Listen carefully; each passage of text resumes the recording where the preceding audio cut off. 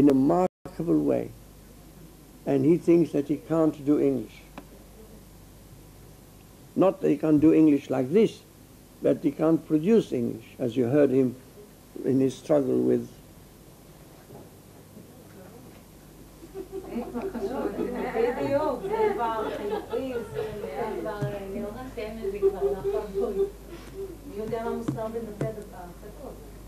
I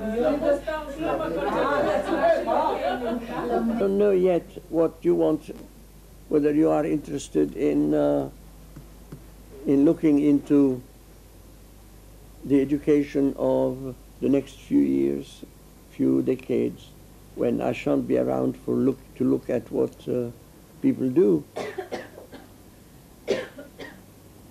And more and more we shall need to be thinking in terms of technology and not only of chalk and talk.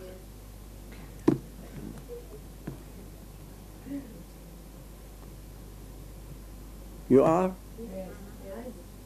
Not everybody is it? Are? I do, very much. Are you? You? You? No?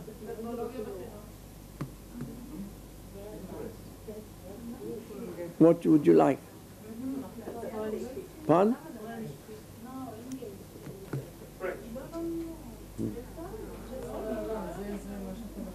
Look, I have my discs with me. There's no problem of putting one there and do it. Yes. Only my experience to offer you. And I can't tell you if I do this and you do it, it will work. This I can't say. I can take a challenge like illiteracy or teaching all the people of the world as many languages as they can learn. This is a small challenge which I give myself. So, or take all the small children that are in the schools and make them into mathematicians. You see the small challenges I give myself. So, the questions that I ask are not connected with the curriculum that exists in the various nations, because these curricula have been established for the purpose of someone or some people in the government at one stage or another, and the schools produce what they need. It is not a production, it's not a problem, and they don't look for a solution. They have a preoccupation. We need to have so many bureaucrats in so many directions. Can the schools provide us with our employees? And industry can say, I need so many engineers, so many workers, so many this. Can the schools produce our system? They never ask the question of education, and therefore they don't have the preoccupation that I have. It isn't that they couldn't do it, but they didn't have the preoccupation, and therefore they didn't do what I did. It's not a merit of mine. I put a question differently and I answer a question differently. So when I start with one question, one challenge, like why do I sleep every night? That's a challenge to me. I want an answer, and nobody can give me the answer. So I have to develop ways of working that may give me the answer. And if I develop one way of working through dreams, and I spent 10 years working on dreams in order to understand sleep, and it didn't make me advance in the least. Although I became an expert in dream interpretation, it didn't help me at all to work on the problem that I had, which is, why do I sleep? And I told you that I found the answer only when I knew that my questions were biased. What is biased in Hebrew? My questions were biased, and I needed to remove this bias to be able to work on these things. So when you ask a question, if you feel anxiety about it, you will not get an answer.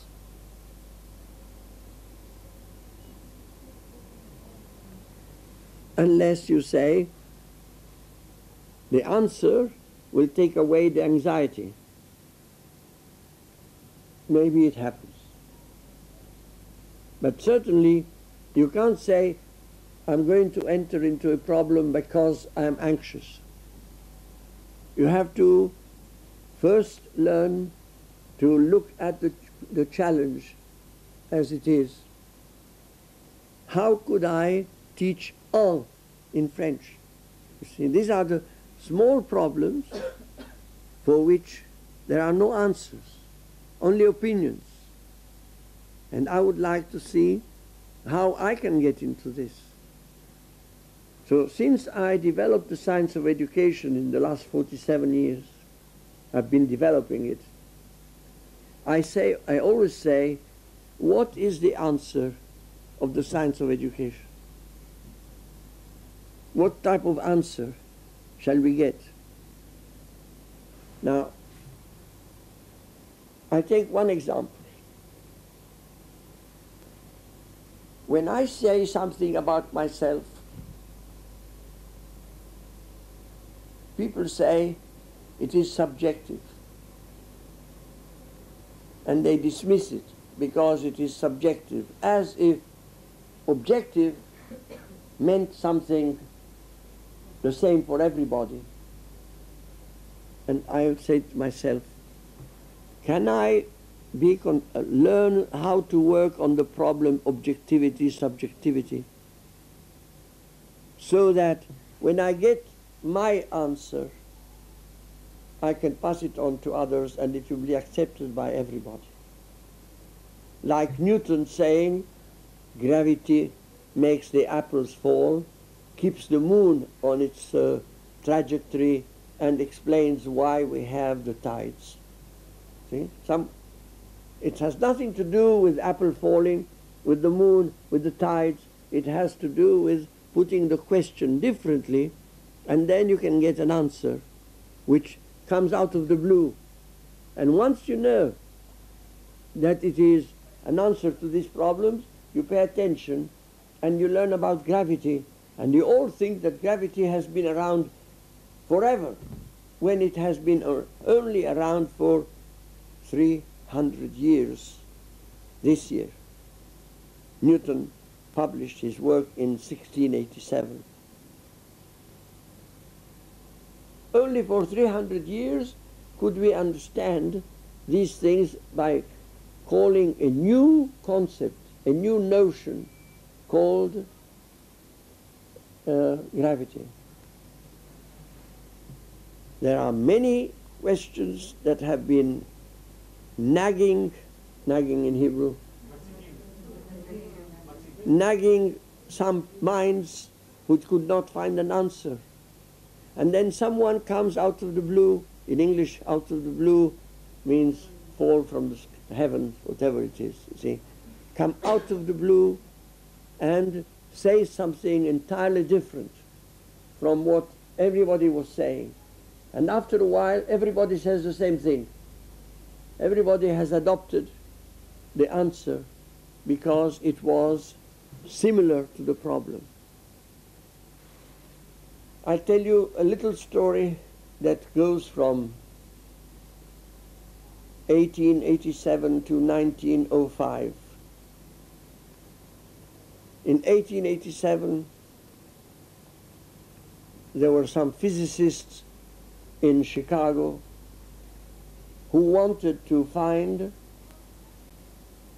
how does the earth go around the ether. What's the ether in Hebrew?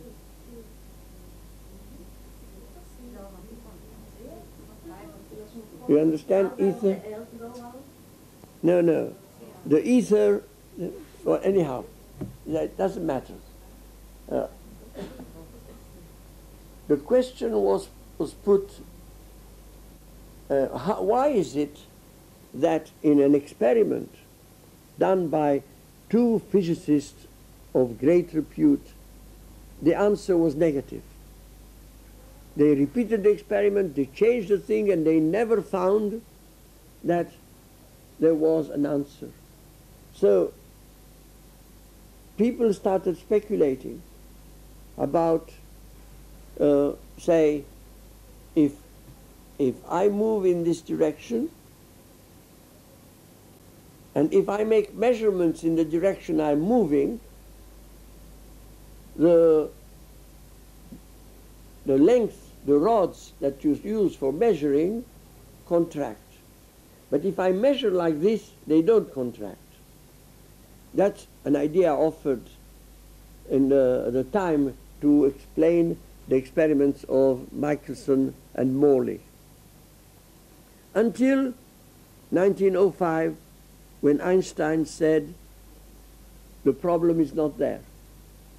The problem is what happens to time and space in movement.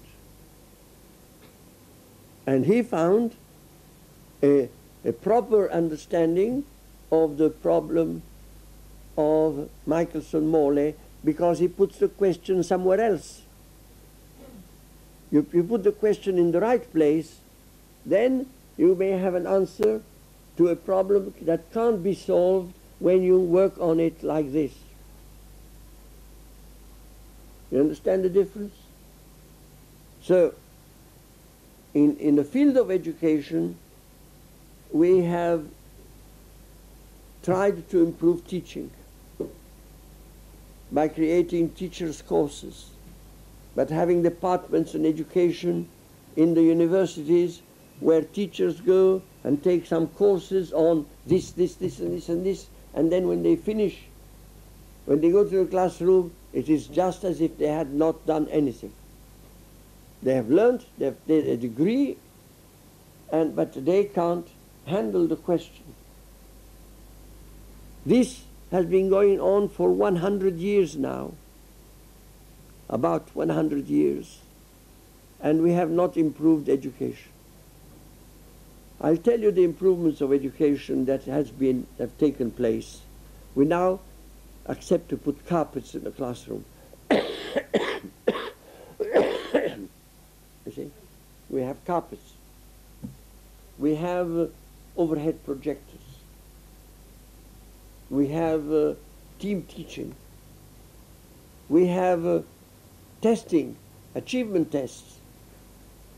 We have all these things which have nothing, or the trade unions ask for increase in salaries for teachers, which all these things have nothing to do with the problem how to improve education. And therefore, education has not improved.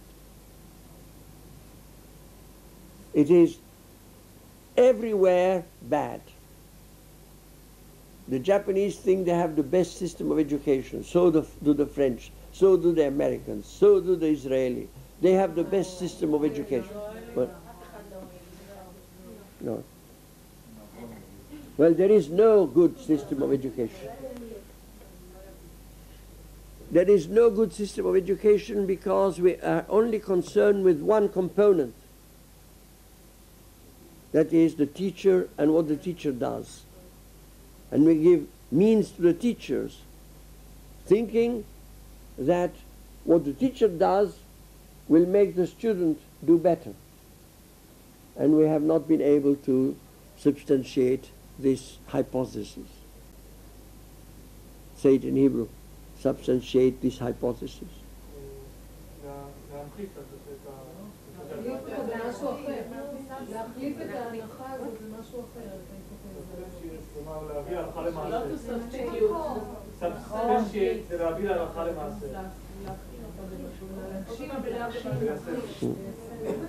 It is still true today that I teach and they don't learn. Is it not true? Is it not true? Yeah, it is. So what was required was to ask the question, how could I improve the learning, not the teaching? How can I improve the learning? And this is a big, big challenge. How can I improve the learning of mathematics, of reading, of writing, of foreign languages, of physics, of astronomy, of geography? How can I improve the learning?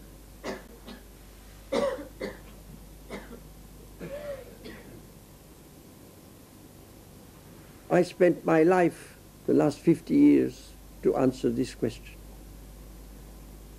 And I have learned to improve learning by being with learning and saying, what can I do to 5 and 6 year olds? What can I do with 15, 16 year olds? Do I do the same thing? Do I handle the young as I handle the old? The answer is yes and no. Yes, by making them responsible for their learning. No, that things that interest the 15, 16 don't interest the little ones. So I'm not going to be concerned with this. But I'll be concerned with the interest. Now, if you look at the word interest, that means to be in it. So if I can make the people be in it, then they do the learning by themselves. Fortunately, I was interested also in knowing how we learn spontaneously, without anybody's prompting, anybody requiring. We do it by ourselves. This spontaneous learning in Hebrew,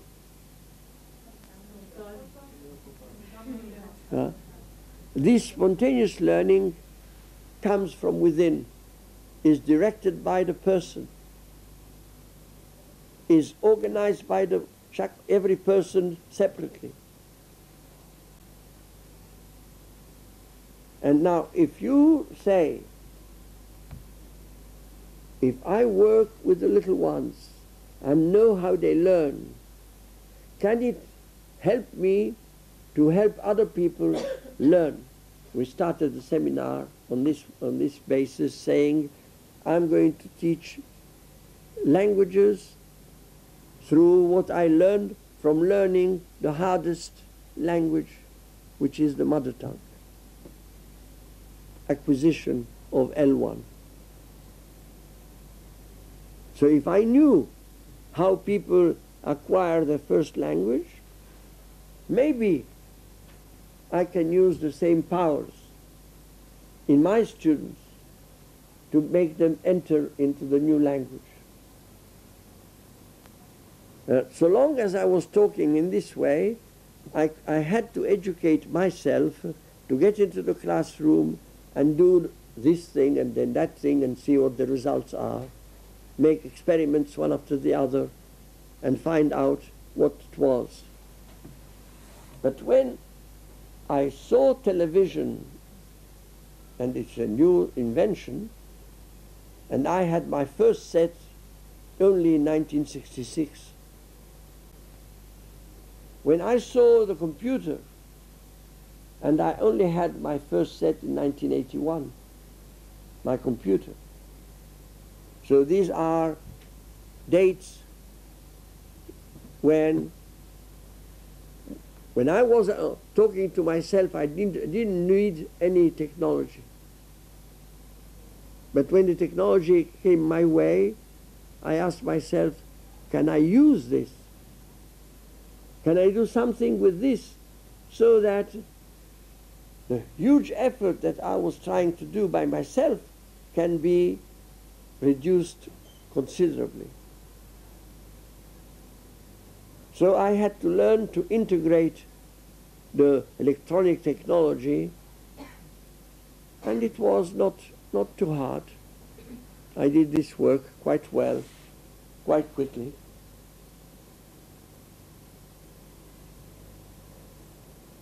To put the question of how I subordinate my teaching to their learning. To just put this question.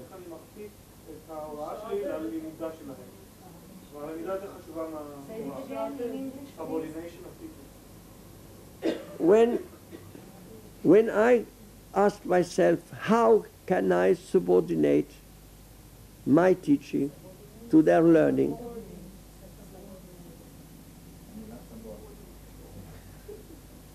I was able to see many, many things vanish. Because I had studied their learning, and I could educate myself to be at the service of that learning.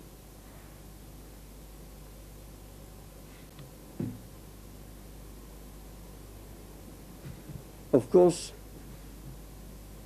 whatever I was doing was a small part of the huge job that we all have to do together, that we all have to do together. I could only work on some aspects of the problems, the ones that could involve me. When I learned how to get involved in solving this problem, solving that problem, I could take a step back and look, how is it that you solve this problem? How is it that you solve that one? How is it that you solve that one? And I'm going to tell you a little story about the rods.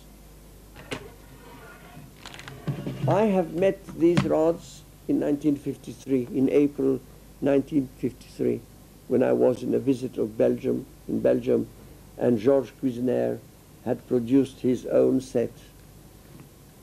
I met this set, and I had 1 year in which I used it with people who showed me how to manipulate the rods. So when I wrote something in 1957, I said, there was a chapter called Qualitative Arithmetic. What is qualitative arithmetic? If I take a yellow rod and put it on top of a black rod, I can see that the black rod is bigger than the yellow rod by the length of another rod which will cover. So what you see now, if I do it well, is that the black is covered by two rods.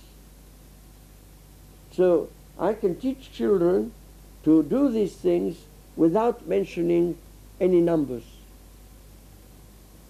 It was the quality, the game was on the rods as they are cut, and I did not concern myself with the something that I had to take out of my mind first, and then I recognized that if I measure this one with the white one, there are 7 white ones. If I measure this one with the white one, there are 5 white ones, and this one 2 white ones. So I can say 5 white ones and 2 white ones end to end are as long as 7 white ones. So, but here you don't see the white ones. There are no white ones. If I go through the white ones, I can say 7, 5, 2.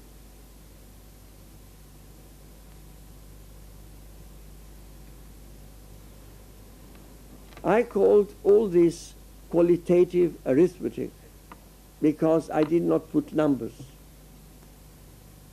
Not everywhere, but I put numbers like this.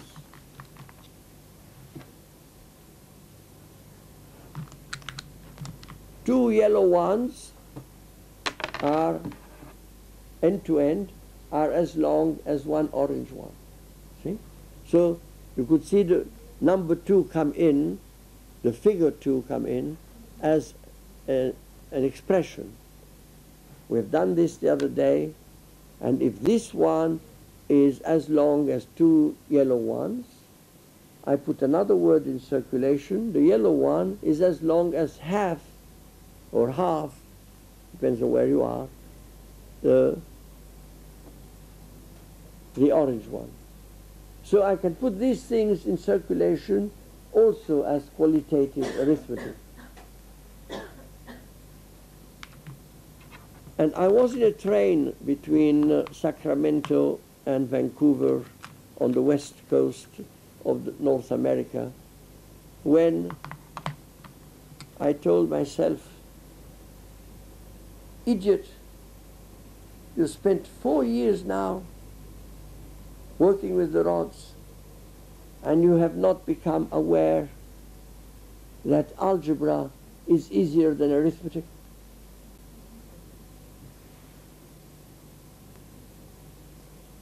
So as soon as I talked of qualitative arithmetic, I paralyzed myself.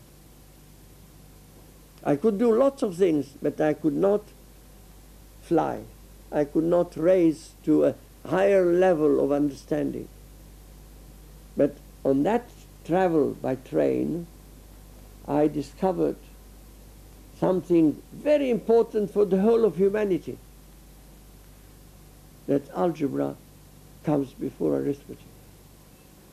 And if we want to make a change in education, I have to teach algebra before arithmetic.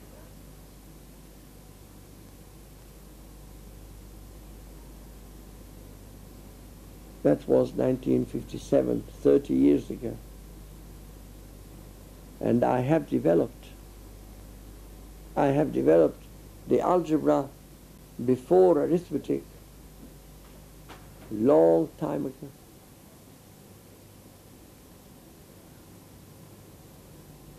And it allows me to put in a very short space, short program,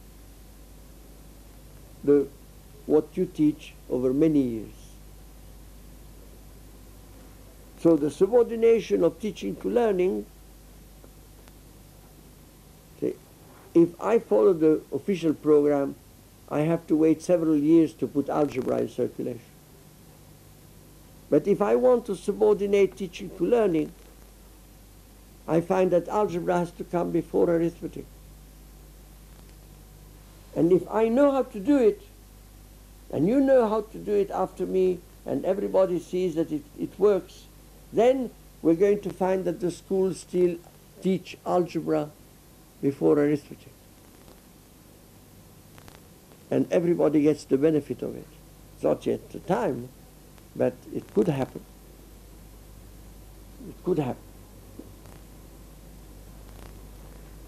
The technology of the rods has allowed us to make many changes in the teaching of mathematics. It is not the technology of the rods that have made the difference in that the silent way has brought.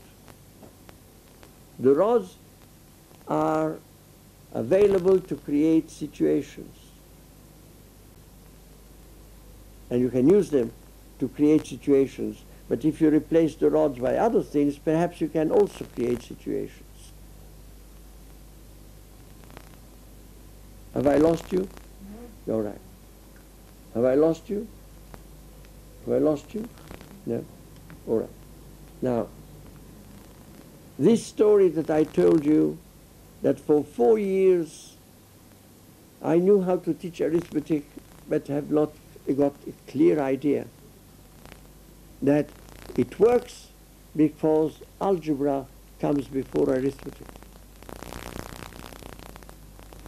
Let's take a small example for you to understand. Now, if I do this, I use 2 rods to produce a greater length. Yeah? But why keep the black on the left? Can't I have it on the right?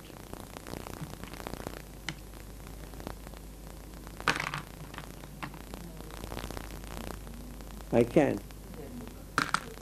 Pardon?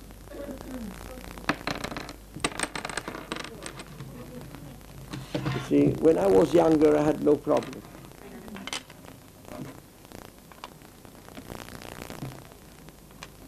And now I can use this to solve my problem. Now, this is that you don't get stuck with the two rods. You ask yourself, why should it be on the left? That's a question that comes to you. And if you say, there is no reason why it should be on the left, this is an algebraic property of addition, which is called commutativity.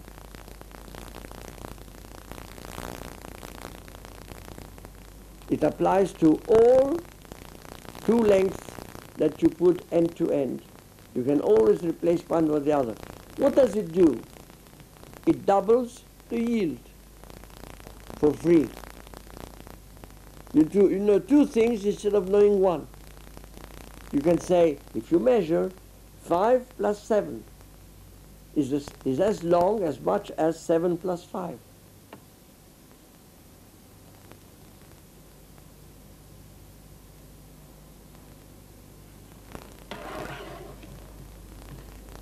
But to recognize that algebra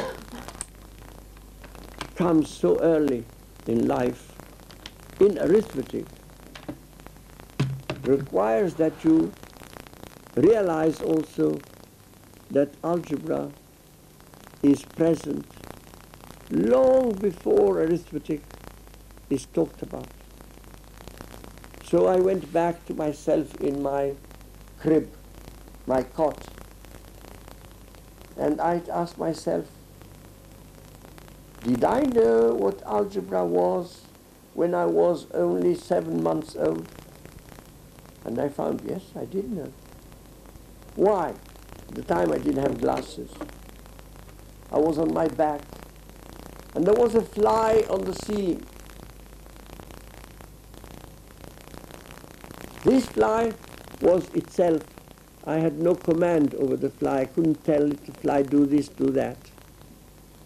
But I could look at the fly. And the fly couldn't tell me, don't look at me, as I tell you. So when I was on my back and I used my eyes and the fly went like this, I followed it with my eyes. If it went too far, I turned my head a little and followed it. And if it went still further, I could turn a little and follow it. But the fly may have decided to come back. So I moved my eyes the other way. If I did not tell my eyes to move, they wouldn't move. So the movements of my eyes are voluntary. I have to command them. And so what I discovered when I was not quite 9 months old was that what you saw in the black and yellow, but I could say, move first this and then that, or move first this and then that, and if you could find that that was precisely the two beams that were on the ceiling, that the fly went from one beam to the other in stopping, and I stopped too, and I could become aware of my stopping. You don't think I did that when I was 7 or 8 months old? I did. There is no other time where I could do it. So what I discovered, without telling it to anybody, is that there is an algebra in the movement of the eyes. There is an algebra. But then I asked myself, is there not an algebra also when I say sick and kiss? What did I do with the sounds? In one order, it makes sick, it makes me sick, and in the other, it makes me kiss. Perhaps it's the kiss that makes me sick.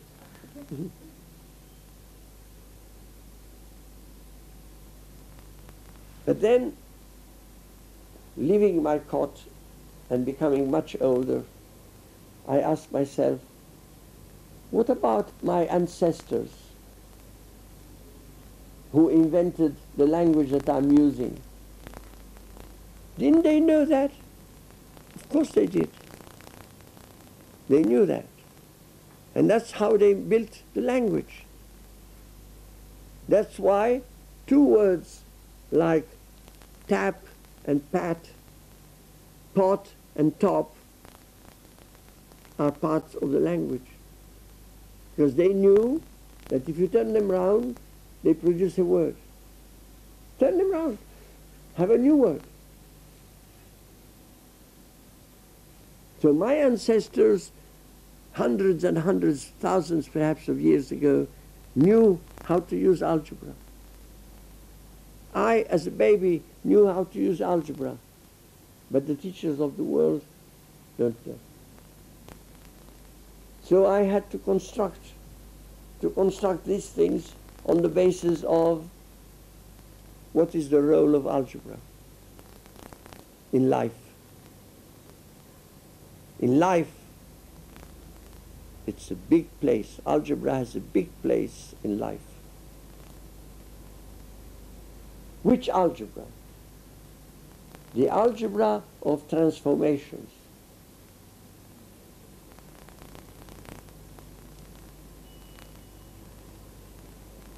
We were all very competent in transformations. And then nobody used this power in our schooling. What they want us is to know things exactly as they are given.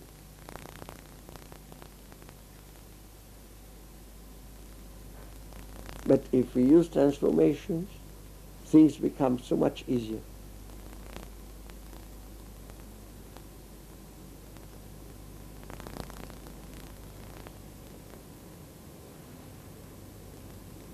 Constantly in this, there are questions being put and replaced by other questions.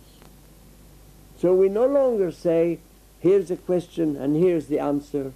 We say, here's a question and here are a number of questions which together are equivalent to that one. And we work on a certain number of questions that we know how to handle. So let us say I have television. I have the screen at my disposal. Can I improve my teaching because there is television? It took me another 5 years of my life to find out that it was possible. Every time I made a project and I had the results, I knew it wasn't this. It wasn't right. This is not the use of television. This is not the use of video.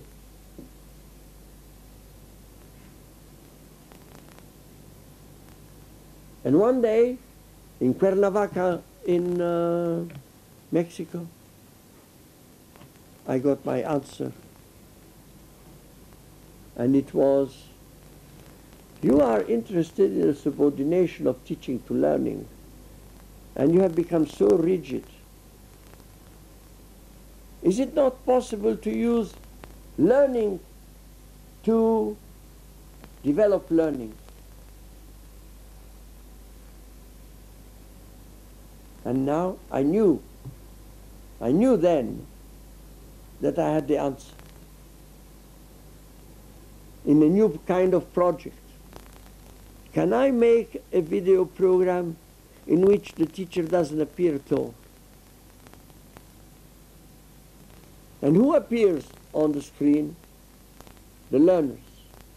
And if the camera is sensitive, and the cameraman and all these people are sensitive, what I'm going to put there is what you want to learn.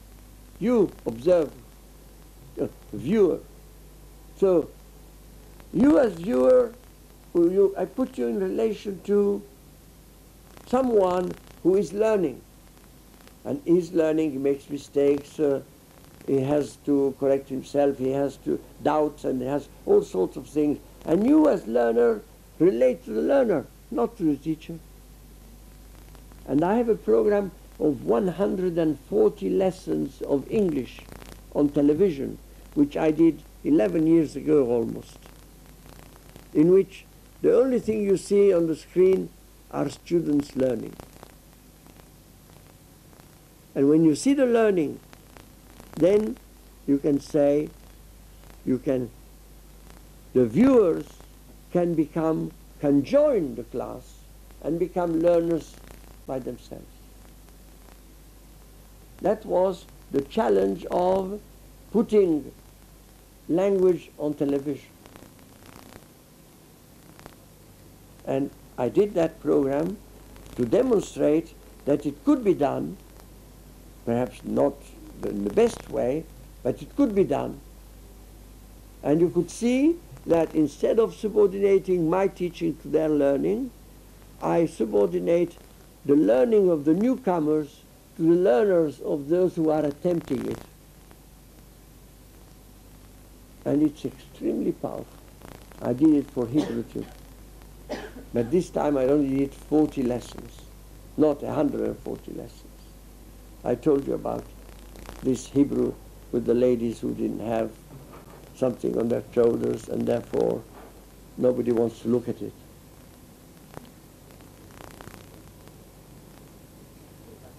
Son?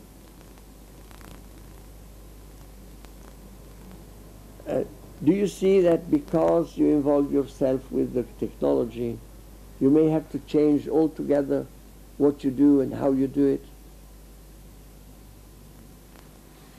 There is a saying among politicians and military people: if you win, you're right. If you lose, people will say you were wrong on this, that. But if you win, they will never question. So when I made that program, I knew that now I can send my teaching in cans, in boxes. I can send them anywhere in the world. And I can be a teacher in any classroom, in Timbuktu, in Patagonia, in Tel Aviv, anywhere. You understand that? Now I am canned, as they say in America, like tuna and other things. I am canned. And since I'm canned, you can expedite me, you can send me anywhere, and you can open the cans and use what the cans contain.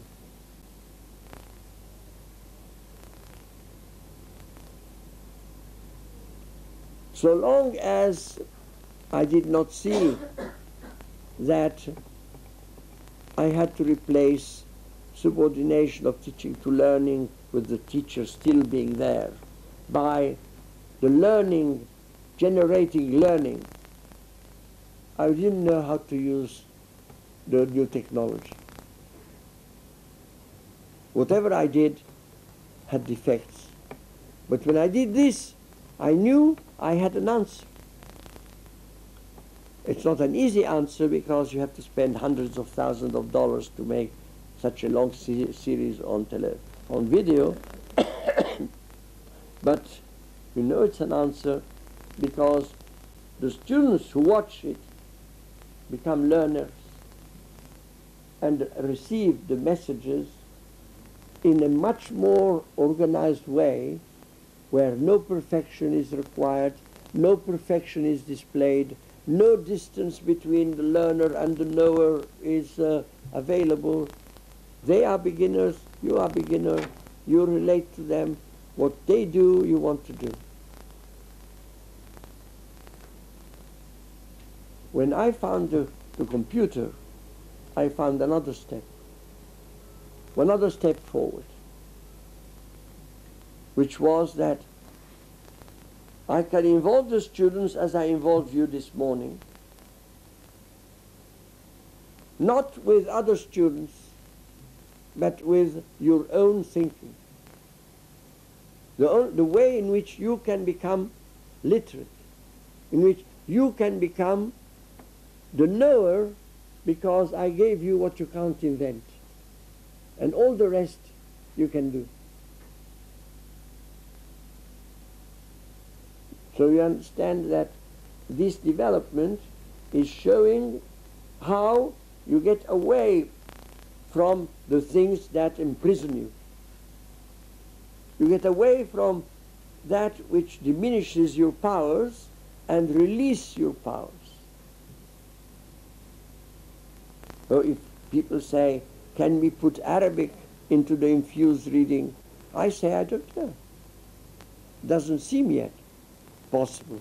But maybe I have to develop and change myself so much so that what you saw that is right for the alphabetic languages of this kind can be right for languages which are differently organized.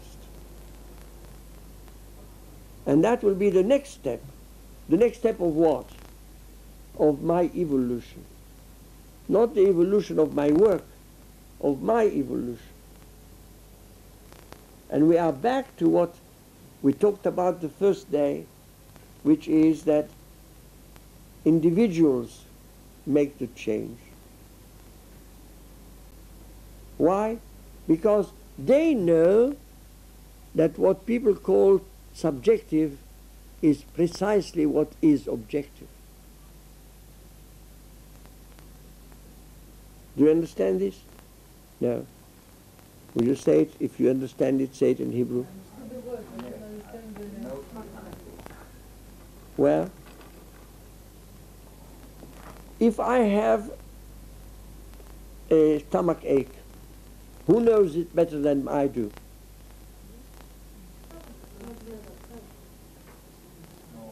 No one. It's objective for me. It's not because it is in my skin that it is subjective.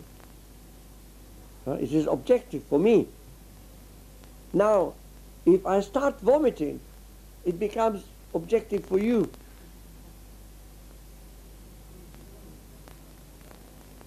It's another kind. You see, so there are four terms in this. There is the one, the knower, who is in contact with his knowing and can say, this is something I have. It's objective. The things that are going to come and that I don't know yet, these are subjective for me. They are subjective because they stay up in the air, out there. But for the others, they call subjective for them what is objective for me, and they call objective for them what is objective for everybody.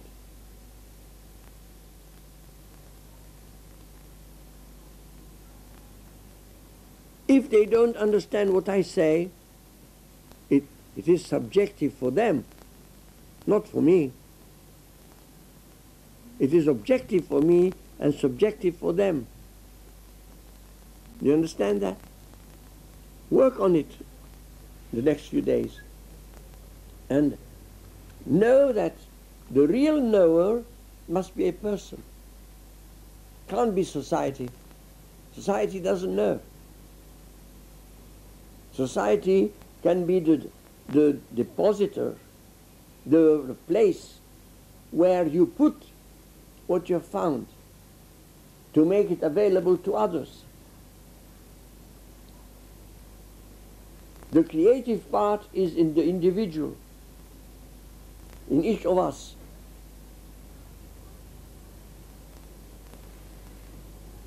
So in this evolution of mine, when I say I started with trying to improve the way of working in the classroom and keeping the curriculum as it was, but to do things better, I was not subordinating teaching to learning, because learning was not a concern of mine. when I started working on learning, it changed me. And I tried to develop a way in which it was, all I did was helping other people learn.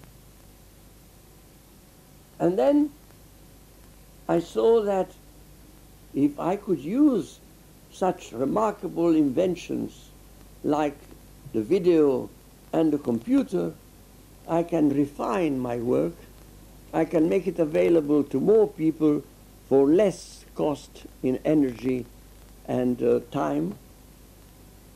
And that is connected with my evolution. What is objective for me, I try to make objective for everybody. And that is when you create programs. You create programs to make what you have known to be true, true for everybody. I think this is my last talk to you in this visit of mine in Israel. This afternoon we may have some time to talk something, but I did not ever give this talk on my evolution in the way I gave it to you today.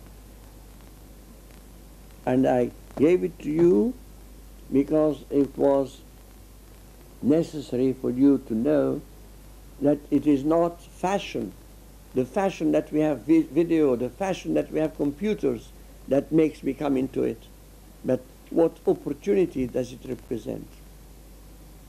What can I learn because these powerful things are available? I'll see you this afternoon at 4. Well, we've done several types of practicing, and we saw several parts of the method. I'm not sure everything, the way they all fall one into the other, the way they form the puzzle, that I know how exactly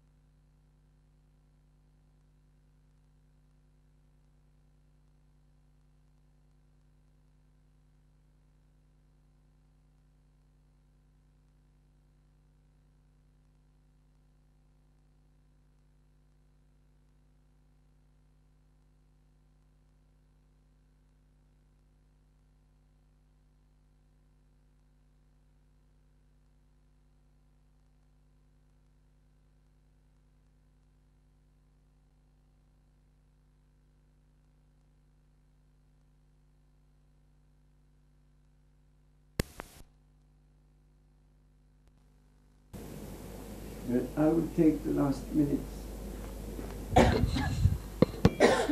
and stop on time. Even up to midday today,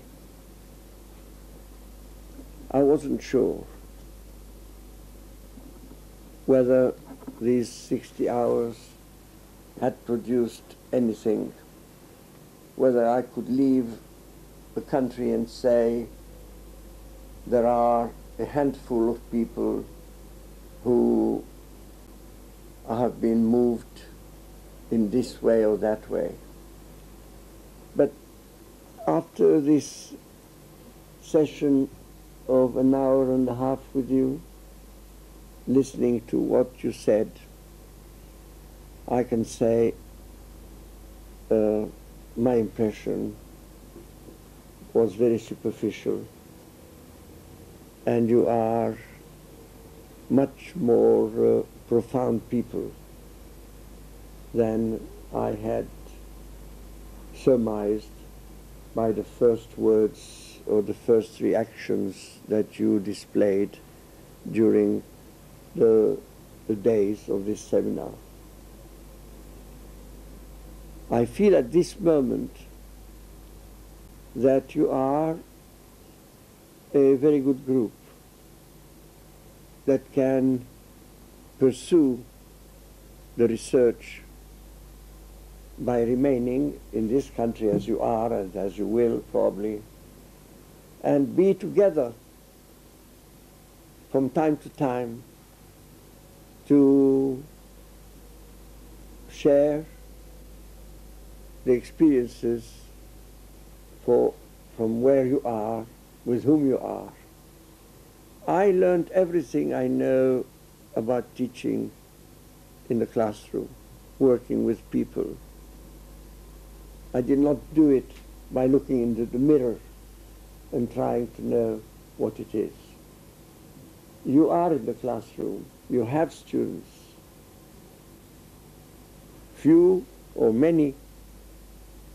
You can, at every minute of your work, say, I find this today.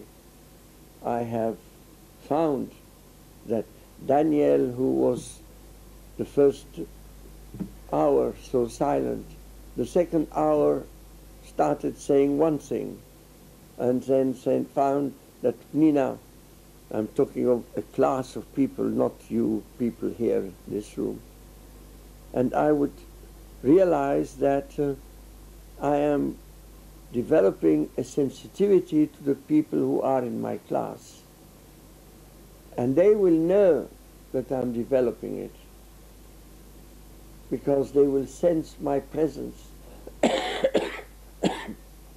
and they will sense that I am on their side, that I'm not just making life difficult.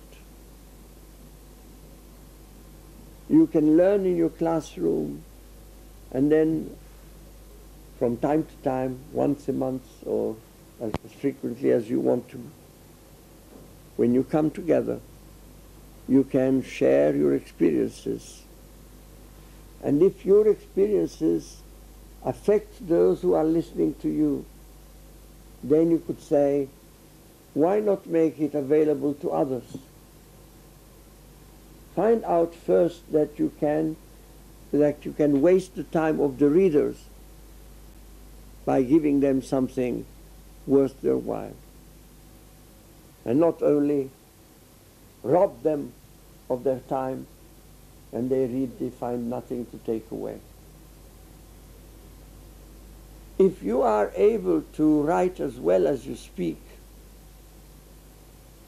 you may even find that you can put on sheets of papers that can be put together and duplicated, multiplied, and made available to those people whom you suggest are possible good recipients. You can make your contribution as yeast. What is yeast? So that things move up a little. Nobody is responsible for the state of affairs of the world today. Nobody is responsible, nobody has the power to change the world today. So you don't have to put on you the responsibility of something which is beyond you. But you can say, if all of us recognize the powers that we had as little children, which means the powers of the whole humanity, if we can recognize these powers, we know that the future is promising.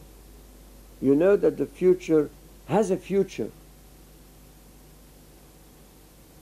in which we're going to bet, we're going to invest in what is, not in what is vaguely considered to exist, like the quotient of intelligence.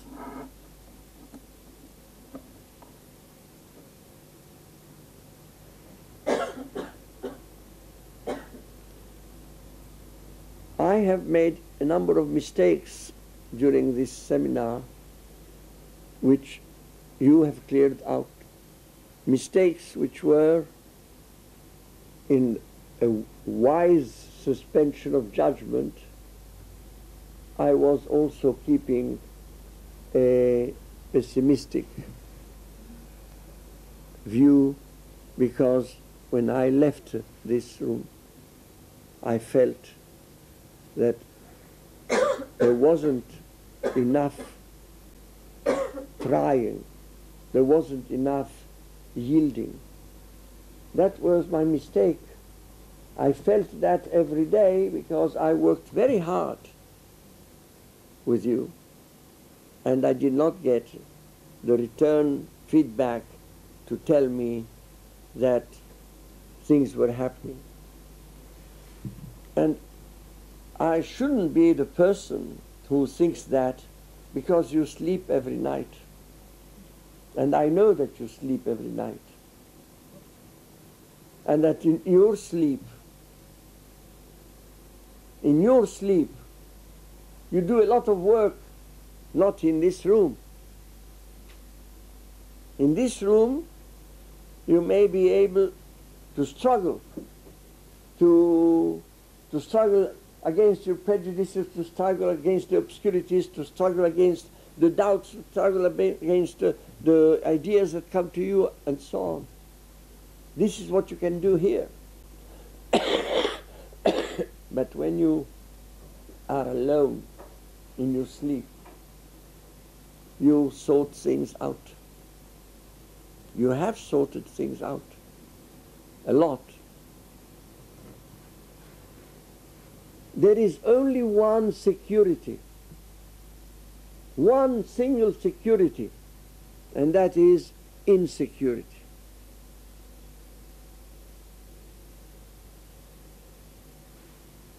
The only thing we are sure of is that we are in contact with the unknown. We may not think of it, but if we look at what our lives are, we know that we are in contact with the unknown. That means we don't know what's going to happen. And to be wise is to be ready to receive what comes. And what comes is what comes, not we wish would come. And this is the tension that people feel. They have a wish, and it's not fulfilled. And they get disappointed. They get frustrated day after day after day in the classroom or in life, because they made one mistake. They are disappointed because they appointed themselves. And that can only be said in English. It can't be said in another language.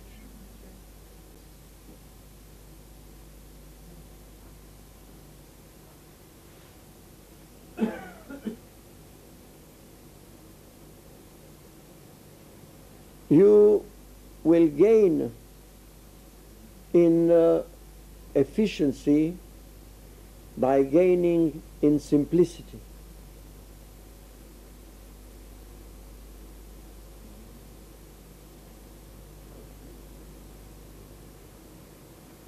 It is never the amount of knowledge that you take with you in the classroom that is effective. I could have spent a long time studying very thoroughly Arabic grammar. I had the books. I was engaged in it. And that would have only cluttered my mind. Cluttered in Hebrew. Only cluttered my mind. What I needed is to be clear, to be more transparent.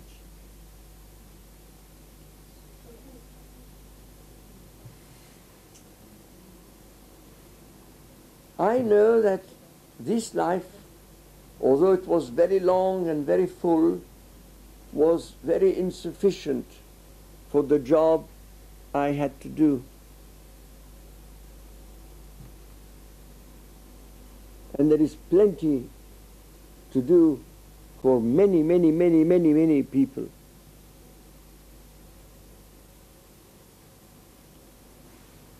There are people who decide to go to India, to an ashram, to a guru, and 10 years later they come back and they're not wiser than when they left.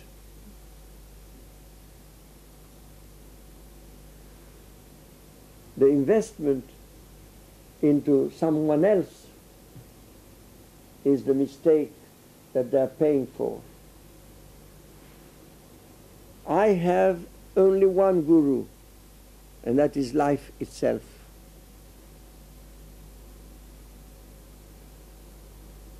And I think all of you have life itself, and you can relate to it rather than to a person who is, whoever he is always limited.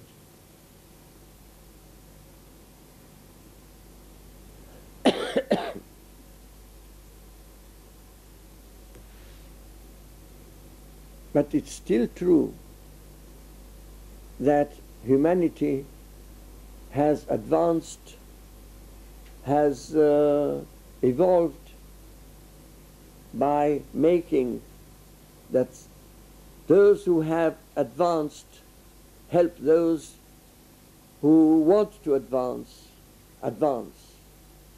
but not advance like this, but advance like this, so that they in turn can serve as an inspiration to make other people advance.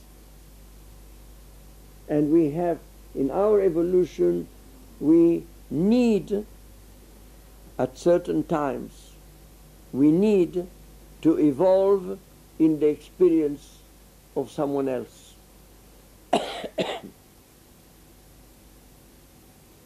This is a law of economics. I have had the privilege of working the last 48 years in education and done some things. And it is like building an airport. When there is an airport, you use it to take your flights. You don't say, I'm going to build another airport, or another railway, or another subway, or another. They are all there to make your life easier, so that you can go ahead.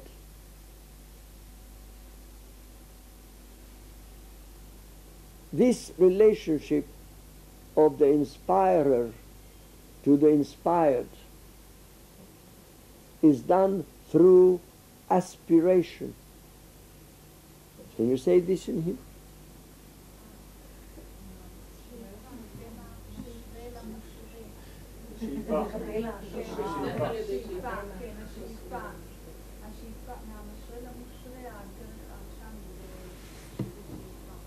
You see, every one of us aspires, feels that there is something to go to. And if there is someone that inspires you, you let yourself be taken in. Which does not mean that you're going to stay in all the time. You may be so aspiring so much and inspired so well that you get through. And you find that this inspiration has done its job. And you want, if you are aspiring, you can get another inspirator, another inspiration. It may be that in one life you can't do many of these things. It may be that you can do several of these. But it starts with this feeling of oneself as someone who wants to evolve, who wants to go beyond when one is. And that you can't learn anywhere, you just meet it. You encounter it in your solitude, in your contact with yourselves. And now you know that the person who aspires to a greater life, to a better life, is looking for where are the inspirators. And when you find one, it is the one who moves you to go beyond, and then you say, my aspiration has met an inspirator, and now I can find myself somewhere else. I can find myself somewhere else, from where I will start again. There will be no end to this movement of evolution of the spirit in every one of us, except that you must die to start again in better conditions.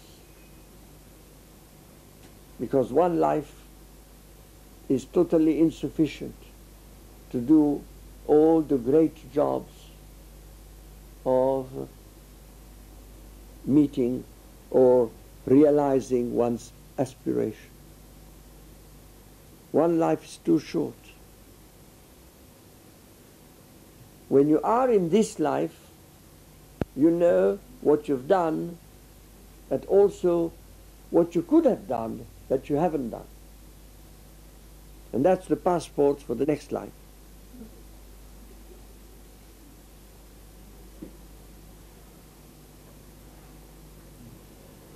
So our death has gained a new meaning.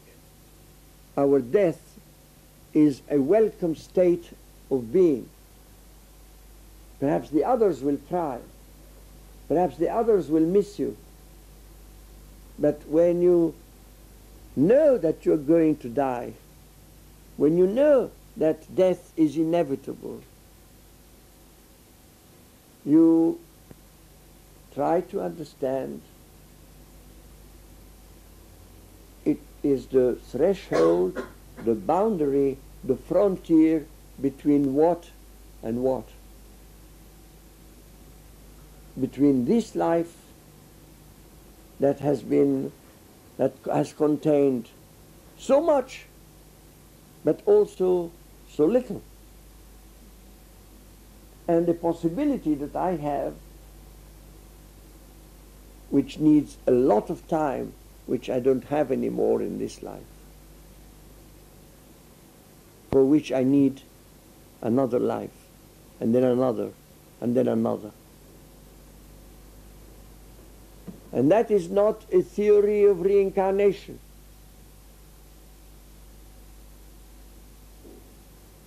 This is understanding why I must die. I will die. I spent 39 years not understanding why I sleep. And now I know why that death is welcome. Death is the right thing to allow me to have a new beginning. In my sleep, I prepare myself to meet the aggression of the next day, the distractions of the next day. But I sleep every night, and I die every life, which may last this many years or this many years.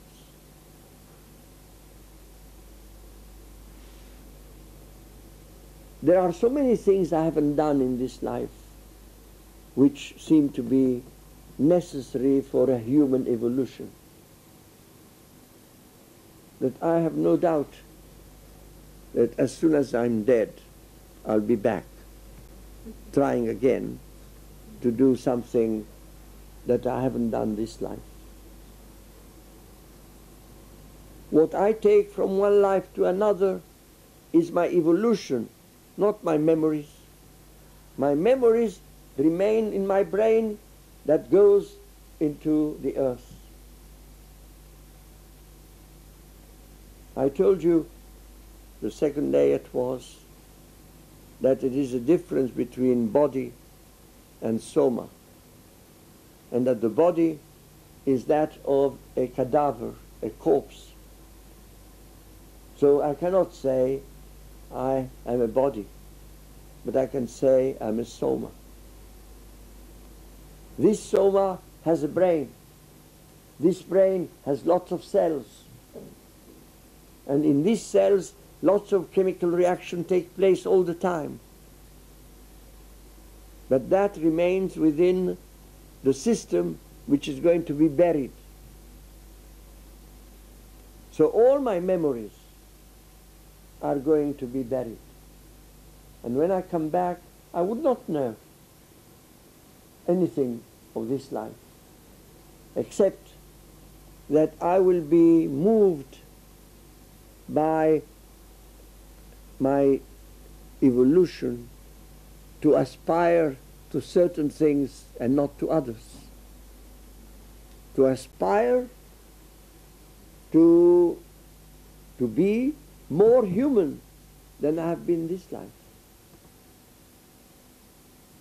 And if I don't manage well enough next time, I have to come again, to try again, to be more human than I've been that life.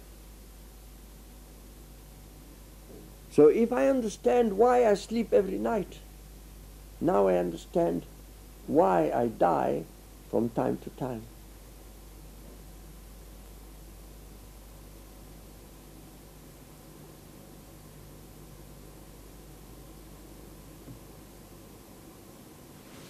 I enjoyed very much working with you. I've not been well only on the physical sense. You have made me work like a slave, like an army of slaves. But slowly I knew that was my condition, that I couldn't do anything else than be your slave. It has paid. It has paid in the sense that when I leave you, when I leave this place, this country,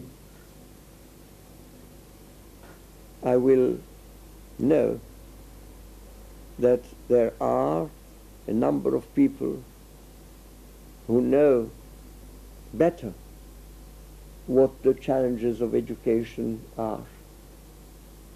They can't produce the new schools. That's too complicated. But they can contribute. They can contribute to a change of our world into a world of human beings by having human beings in front of me in the classroom, human beings by my side wherever I am, and recognize that I relate to human beings as a human being, even if they don't return that to me.